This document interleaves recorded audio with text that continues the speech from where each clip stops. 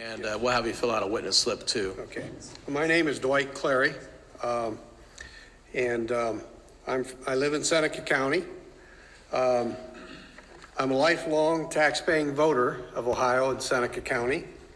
As a matter of fact, I'm the second of 4 generations that have lived in Seneca County. I have started 2 successful businesses in that county in my life.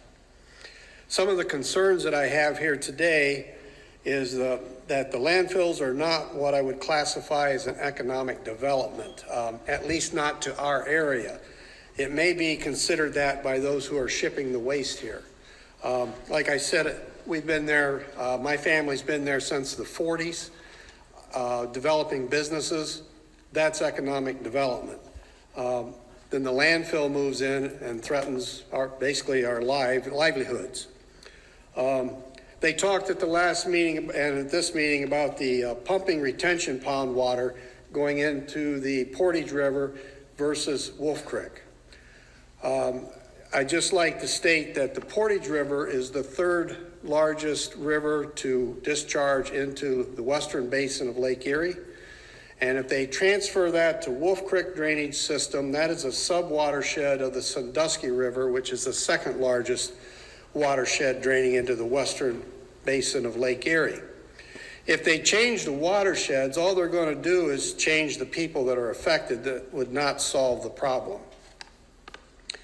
As Mr. Podak stated, there's over 13,000 residents of the city of Fostoria. You could double that number with the residents in the small surrounding community, towns in the community, and rural residents that could have an effect on their health from this problem.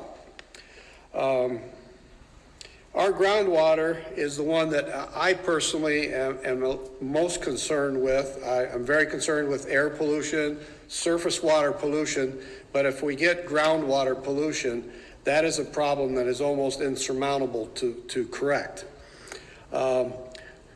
I believe that from what I've studied through the years, that groundwater replicates movements of the surface water. And for example, what I mean is if you have an aquifer, that's an underground lake basically, you wouldn't have the mammoth caves in Kentucky if it wasn't for underground rivers, that type of thing. And the land, both above and the subsurface, all slopes downhill towards Lake Erie. So all this generally flows towards Lake Erie. Northwest Ohio is underlaid with limestone, fractured limestone bedrock. And what I mean by that is this bedrock is full of cracks and fractures. And that's why we have such access to good drinking water in Northwest Ohio. You drill into the limestone and these cracks flow all this purified water that's come through 30, 60 foot of soil and been purified into these wells.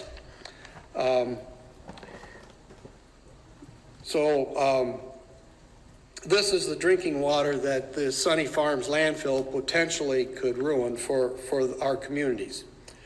In my businesses, I took my children there with me and taught them how to work and be responsible citizens.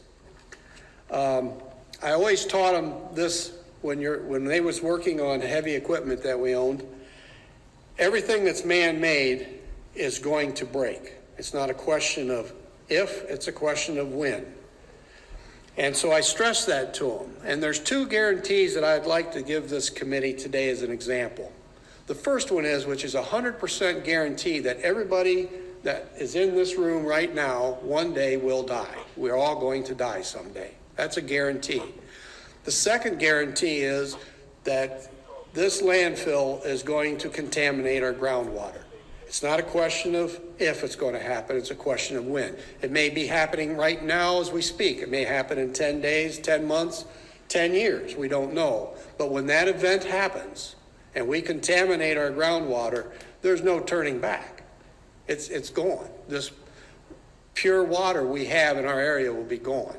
And many of you may remember the Love Canal from the 70s. If not, you could look that up.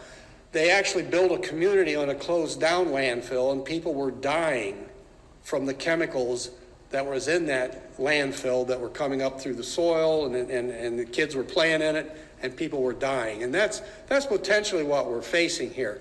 I heard a gentleman today say that he was concerned about the downstream flow of the cost.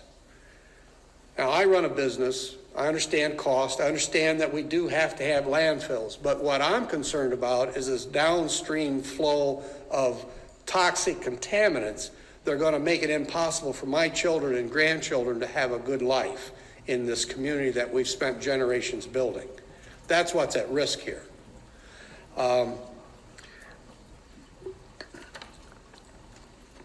this was mentioned earlier, and I would agree with the others. The idea of bringing in potentially contaminated waste from out of state, to me, is ludicrous that we're doing this. We should take care of our own, and we should do it properly. But to ruin, for example, this landfill at the last meeting they said was 500 and some acres. 640 acres is a square mile, so we're approaching a 1 square mile pile of garbage and trash. And Seneca County's not the only county. You go one county south in Wyandotte County, they have what I call ski resorts because they're so big. They have their own, and they're dotted all over the countryside. This is a disaster waiting to happen. And history has shown us. Well, let me add this first. I believe that one approach here should be, in learning about this, I believe that there should be some program where the residents in the rural areas that have wells surrounding this landfill out for several miles should have a water test done on their well water to set a base. Because if this problem happens, you would be able to follow the flow out of these contaminants, and you would have a baseline to look at and say, well, this whole area was pure, and you look, it's progressed from the landfill. The other thing is what I've been hearing about our Ohio EPA.